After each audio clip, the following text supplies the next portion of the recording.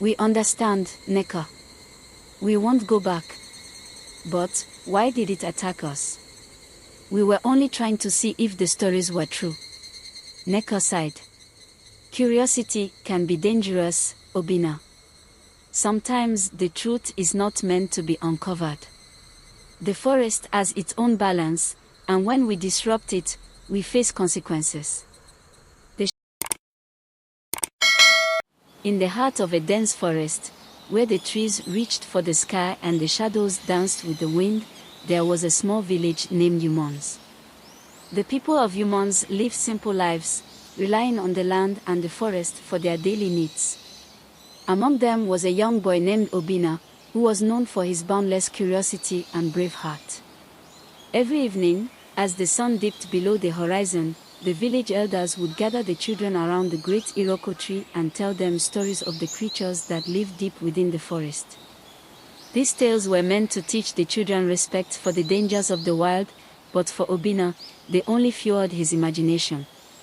He would listen with wide eyes, picturing the creatures that roamed the forest, wondering if they were real or just the elders' way of keeping the children from wandering too far. But there was one story that always stood out to him, the tale of the Shadow Hunter, a creature that was said to be neither man nor beast, and that could only be seen in the darkness. It was said that the Shadow Hunter roamed the forest at night, preying on those who were foolish enough to stray from the village paths. Obinna was both terrified and fascinated by this creature, and he secretly vowed to one day find out if the stories were true. As the fire crackled and the night grew darker, the village elders, their faces etched with the wisdom of many seasons, began their nightly tales. Tonight, Elder Chibuzo, with his deep, gravelly voice, took the lead. Children, he began, his eyes narrowing as he looked around at the circle of eager faces, there is a reason why we warn you to stay within the village after dark. The forest is alive, not just with the animals you know, but with spirits and creatures older than time itself. Among them is the most feared of all, the Shadow Hunter. A hush fell over the children. Even the youngest, who usually fidgeted or whispered among themselves, were silent, their attention fixed on Elder Chibuzo. He continued, his voice lowering to a whisper that made everyone lean in closer. The Shadow Hunter is a being of pure darkness. It moves silently, blending with the night, and it is said that those who see it are never the same again. It can smell fear, and once it has your scent, it will follow you, haunting your every step until... Elder Chibuzo paused, letting the tension build, until it claims you as its own. Obinna felt a shiver run down his spine, but he didn't look away. Instead, he clenched his small fist, determined not to let the fear show. Amara, sitting beside him, noticed his reaction and whispered, "Do you really think it's true, Obinna? Do you think the Shadow Hunter is real?" Obinna hesitated, then shook his head, more to reassure himself than Amara. "It's just a story," he said, though his voice lacked conviction. "The elders say these things to keep us from wandering too far. But what if it's not just a story?" He wondered. The thought gnawed at him, planting a seed of curiosity that would soon grow into an irresistible urge to find out the truth. Elder Chibuzo's voice broke through his thoughts. "Remember, children," he said, his tone more serious now, "the forest is not a place for games after dark. Respect it, and it will protect you. Disrespect it, and you may never return." With that, the elders dismissed the children to their homes, where they would be safe behind the sturdy walls and warm fires of their huts. But for Obinna, the warning was not a deterrent. It was a challenge. The moon was high in the sky when Obinna finally lay down on his mat to sleep, but sleep did not come easily. His mind was racing with thoughts of the Shadow Hunter, and with every rustle of the wind outside his window, he imagined the creature lurking just beyond the trees. The more he thought about it, the more he convinced himself that he had to know the truth. He had to see the Shadow Hunter for himself. The next morning, as the village began its daily routine, Obinna found Amara by the river, where she was helping her mother wash clothes. He pulled her aside, his eyes bright with excitement. "Amara," he said in a hushed tone, "I have a plan." Amara raised an eyebrow. "A plan for what?" "For finding out if the shadow hunter is real," Obinna replied, his voice barely above a whisper. "Tonight, after everyone is asleep, we'll sneak out and go into the forest. We'll stay close to the village, just far enough to see if the stories are true. If we hear anything, we can run back before anyone notices we're gone." Amara stared at him, her expression a mix of fear and disbelief. "Are you mad, Obinna? The elders warned us not to go into the forest at night. What if the shadow hunter is real? What if we get caught?" Obinna shook his head. "That's why we'll be careful. We'll stay close to the edge of the forest, and if we see or hear anything strange, we'll run back as fast as we can. Besides, don't you want to know the truth?" Amara hesitated. She did want to know the truth, but the thought of actually going into the forest at night terrified her. Still, she had always admired Obinna's courage, and the idea of uncovering the mystery of the shadow hunter was too intriguing to resist. Finally, she nodded. "All right, I'll go with you. But we have to be careful, Obinna. If we get caught, we'll be in big trouble." Obinna grinned, his excitement growing. "We won't get caught," he promised. "We'll be back before anyone even knows we're gone." That night, as the village fell into its usual quiet slumber, two small figures slipped out of their huts and made their way to the edge of the forest. The night was eerily silent, the only sound the crunch of leaves under their feet and the occasional hoot of an owl. Obinna led the way, his heart pounding in his chest, but his determination stronger than his fear. Behind him, Amara followed, her eyes wide and alert for any sign of danger.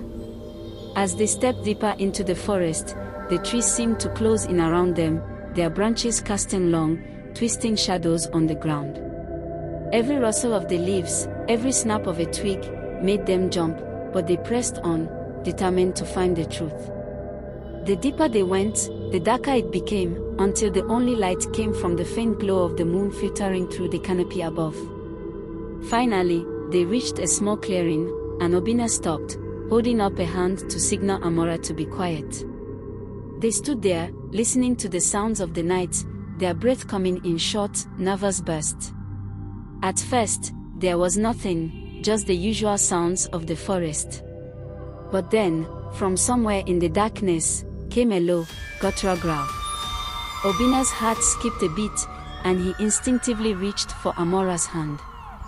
The growl was unlike anything they had ever heard before, deep, menacing, and filled with an anger that sent chills down their spines. They stood frozen, too scared to move, as the growl grew louder, echoing through the trees. Then, from the shadows, something began to emerge.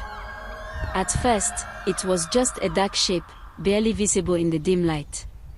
But as it moved closer, they could make out more details. It was tall, much taller than any man, with long, sinewy limbs that ended in sharp claws. Its body was covered in matted fur, and its eyes glowed a sickly yellow, filled with a hunger that made their blood run cold. This was the shadow hunter. Obinna and Amara wanted to run, to scream for help, but their legs felt like they were rooted to the ground. The creature snarled, baring its sharp teeth, and took another step towards them. It was then that Obinna finally found his voice. "Run, Amara," he shouted, pushing her towards the direction of the village. "Run as fast as you can." Amara didn't need to be told twice. She turned and sprinted back towards the village, her heart pounding in her chest. But Obinna hesitated, glancing back at the creature. He knew he should run too, but something inside him made him stay. He had to face the shadow hunter, to prove to himself that he wasn't afraid. But as the creature let out a blood-curdling roar and lunged at him, Obinna realized he had made a terrible mistake. He turned to run, but it was too late. The creature was too fast, and within seconds, it was upon him. Obinna felt a sharp pain as the creature's claws raked across his back, knocking him to the ground. He cried out in pain, but before the creature could strike again, there was a flash of light, and the creature recoiled, hissing in anger. Obinna looked up to see Amara standing at the edge of the clearing, holding a torch she had grabbed from the village. The light from the torch seemed to drive the creature back, and it snarled, retreating into the shadows. "Obinna, get up!" Amara shouted, waving the torch to keep the creature at bay. "We have to get out of here." With a groan, Obinna managed to get to his feet, his back burning with pain. He staggered towards Amara, and together they ran back to the village, not daring to look back. The creature's roars echoed in their ears, but they didn't stop until they were safely back within the village walls. Panting and shaking, they collapsed onto the ground, their hearts still racing with fear.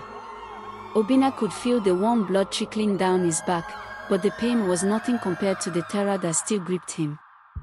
They had seen the shadow hunter, and they had barely escaped with their lives. Nneka's eyes widened in horror as she saw the blood on Obinna's back. She quickly took charge, helping Obinna to his feet and guiding him towards her hut. Amara followed closely behind, still clutching the torch, its light flickering weakly. Inside the hut, Nneka walked swiftly. She cleaned Obinna's wounds with the herbal salve and wrapped them in bandages made from soft cloth. Her hands moved with practiced ease, but her eyes were filled with worry. "You were very brave, Obinna," she said softly, "but you must understand that bravery does not mean ignoring danger." Obinna winced as Nneka tended to his injuries but managed a weak smile.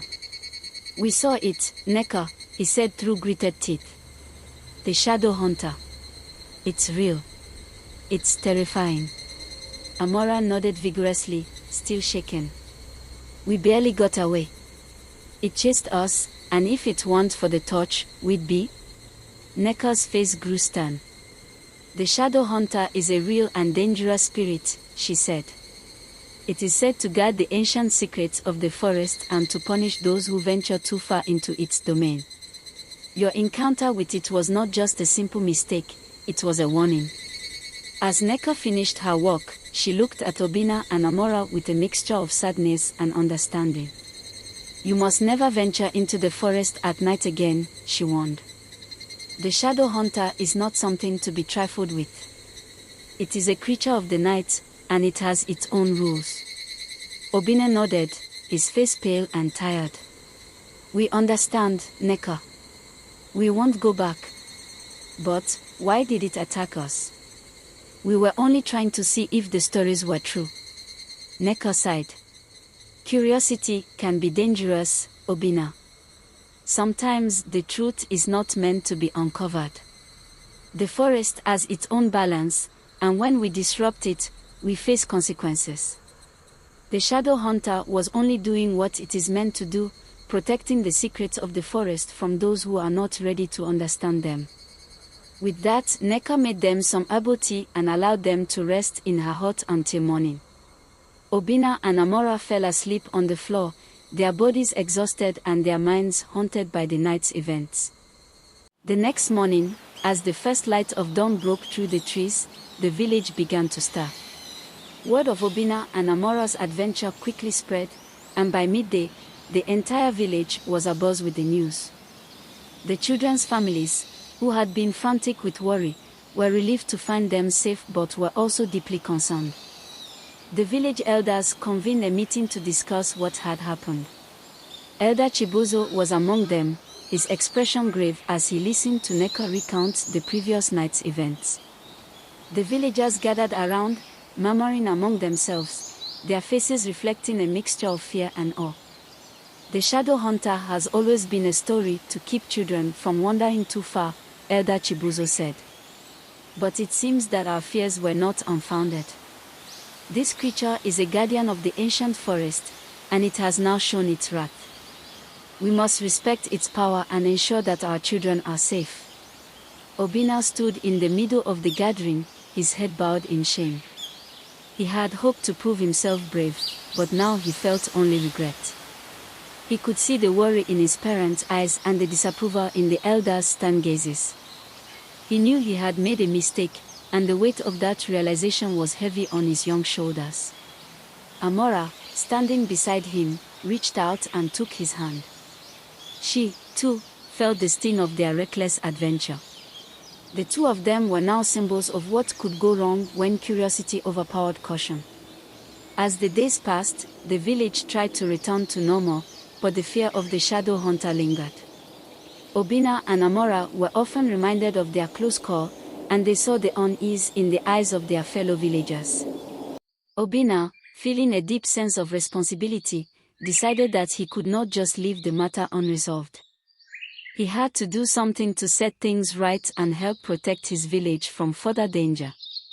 One evening, Obinna approached Elder Chibuzo with a plan. "Elder Chibuzo," he said, his voice steady, "I want to help the village. I know we can't ignore the shadow hunter.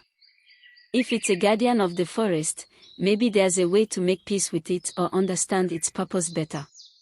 Elder Chibuzo looked at him, surprised but intrigued. "What do you propose, Obinna?" "I want to gather a group of brave villagers and venture into the forest once more," Obinna explained. "We can bring offerings and attempt to communicate with the shadow hunter. Maybe if we show respect and offer something of value, it will stop attacking us." The elder stroked his beard thoughtfully. "It is a noble idea, but also a dangerous one. The forest is not a place for the faint of heart. If you are determined, you must be prepared. We will help you, but remember, the forest has its own rules, and not all creatures are willing to be appeased." Obinna nodded, his resolve firm. He began preparing for the journey, gathering supplies and talking to villagers who were willing to join him. It was not easy to find volunteers, as many were still afraid, but a few trusted warriors and wise individuals agreed to help. The night of the journey arrived, and the village gathered to see Obinna and his group off. The air was thick with tension and unease, but there was also a sense of determination. Obinna led the group into the forest, carrying a bundle of offerings, foods, herbs, and sacred items meant to show respect to the forest guardian.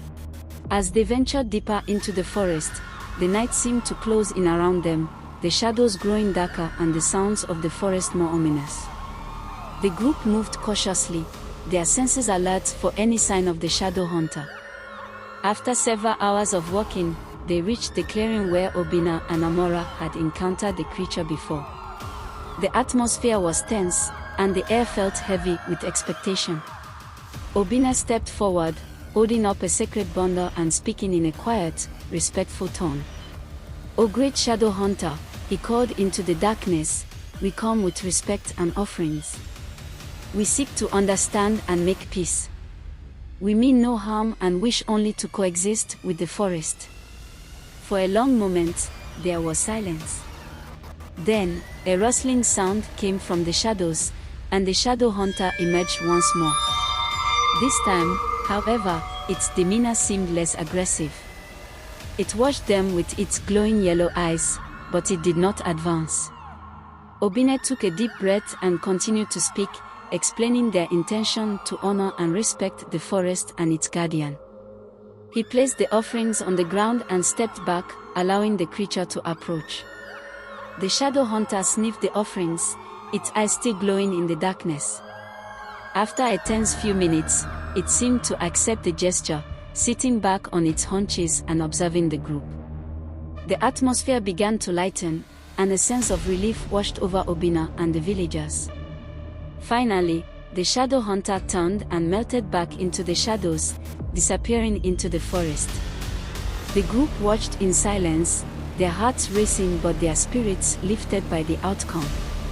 As dawn broke, Obinna and his group returned to the village, their faces tired but relieved.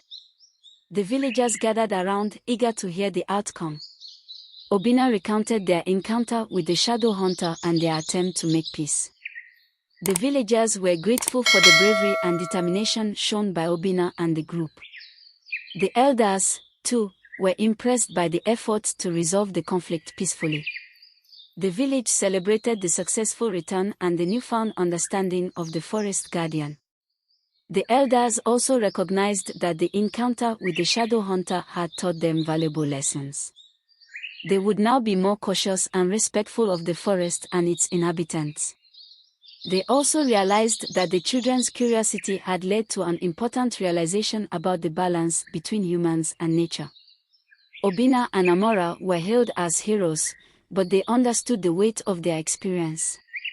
They had learned that bravery was not just about facing danger but also about respecting the mysteries of the world and understanding the consequences of their actions.